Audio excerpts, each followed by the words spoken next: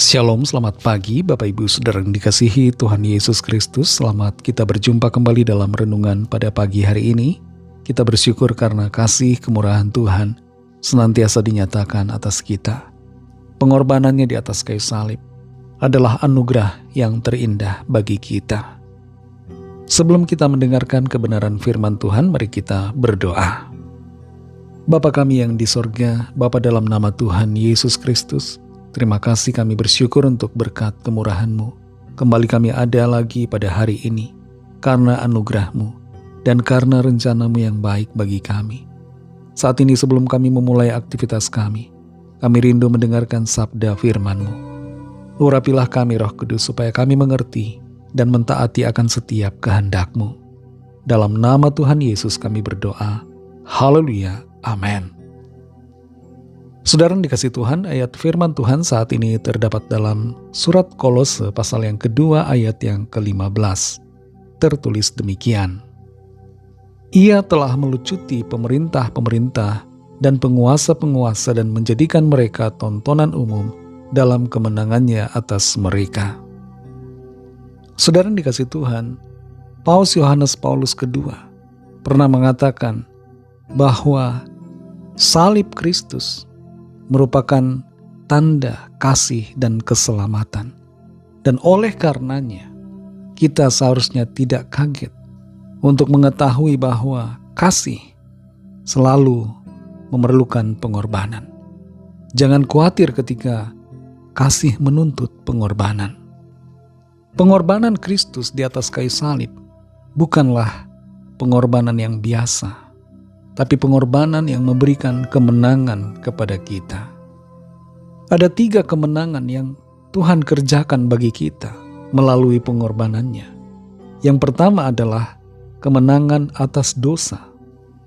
Dosa bukan sekedar melakukan kesalahan, tapi dosa membelenggu saudara dan saya dan membuat kita terikat dan bagaikan berhutang yang tidak mampu kita bayar.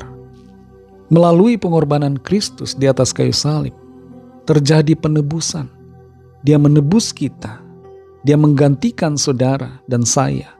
Dia menanggung semua kutuk dan hutang dosa kita. Dan dia membebaskan kita dari semuanya. Dia memberikan kita kemenangan atas dosa dan memampukan kita untuk hidup di dalam kebenaran. Di atas kayu salib, Tuhan Yesus katakan sudah selesai.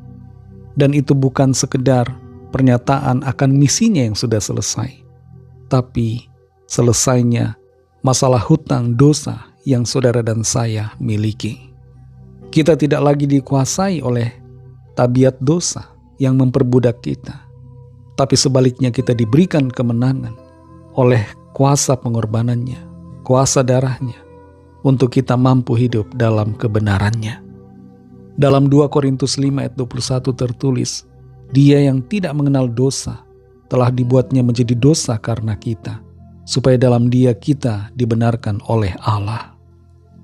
Yang kedua, saudara, pengorbanannya di atas kayu salib memberikan kita kemenangan atas iblis. Dalam sebuah sidang pengadilan, selalu ada jaksa penuntut. Iblis itu ibarat seperti jaksa penuntut. Dia selalu menuntut, menuduh, dan membuat kita terus merasa bersalah. Iblis menguasai setiap kita, orang-orang yang berdosa. Tapi pengorbanan Kristus di atas kayu salib membalikkan semuanya itu. Tuhan memberikan saudara dan saya, kita semua yang percaya, kemenangan atas iblis. Iblis tidak lagi dapat menuduh kita, oleh karena kesalahan-kesalahan kita telah diampuni, dan kita telah disucikan, dibenarkan, dijadikan sebagai anak-anak Allah. Iblis tidak lagi punya otoritas atas kita, tapi Tuhanlah yang berotoritas atas kita. Dalam Kolose 2 ayat 15 ini tertulis, Ia telah melucuti pemerintah-pemerintah dan penguasa-penguasa dan menjadikan mereka tontonan umum dalam kemenangannya atas mereka. Maksud dalam ayat ini tentang pemerintah-pemerintah dan penguasa-penguasa tidak lain adalah iblis dan antek-anteknya. Iblis tidak punya kuasa atas saudara dan saya, karena kita sudah dimenangkan oleh Tuhan.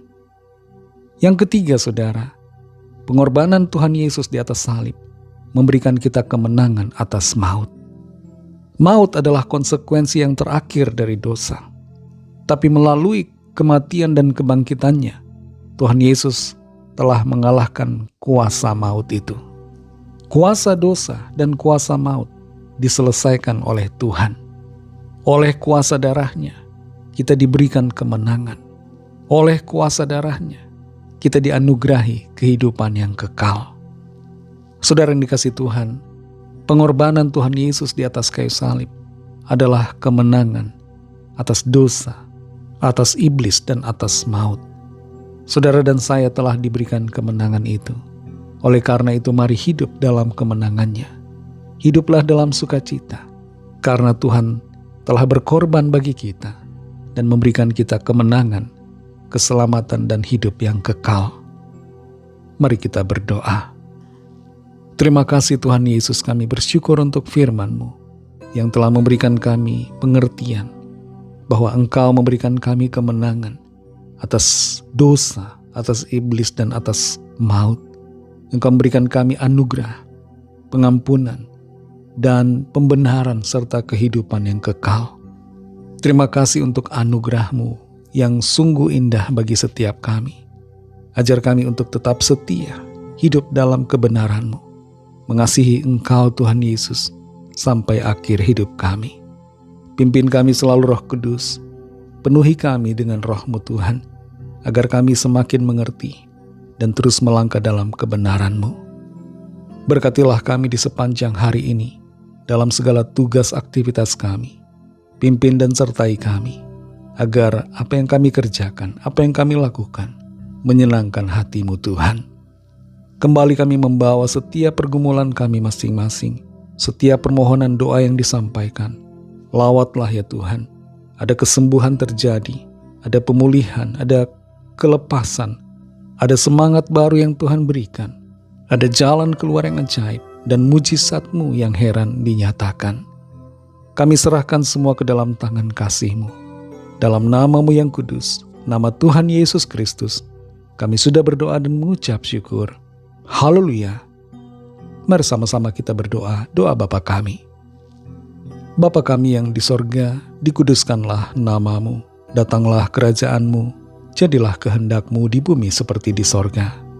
Berikanlah kami pada hari ini makanan kami yang secukupnya, dan ampunilah kami akan kesalahan kami, seperti kami juga mengampuni orang yang bersalah kepada kami. Dan janganlah membawa kami ke dalam pencobaan, tetapi lepaskanlah kami daripada yang jahat, karena Engkaulah yang punya kerajaan dan kuasa dan kemuliaan sampai selama-lamanya. Amin. Terimalah berkat Tuhan. Tuhan memberkati engkau dan melindungi engkau. Tuhan menyinari engkau dengan wajah-Nya dan memberikan kasih karunia. Tuhan menghadapkan wajah-Nya kepadamu dan memberikan damai sejahtera. Berkat dan anugerah Allah Bapa, kasih karunia dari Tuhan Yesus Kristus, dalam persekutuan dengan Roh Kudus, menyertai saudara semua, sekarang ini dan sampai Maranatha Tuhan Yesus datang kembali, dan bahkan sampai selama-lamanya. Dalam berkat nama Tuhan Yesus Kristus, haleluya, amin. Puji Tuhan, saudara yang dikasihi Tuhan, Tuhan Yesus memberkati saudara semua. Sampai jumpa dalam renungan yang berikutnya. Haleluya.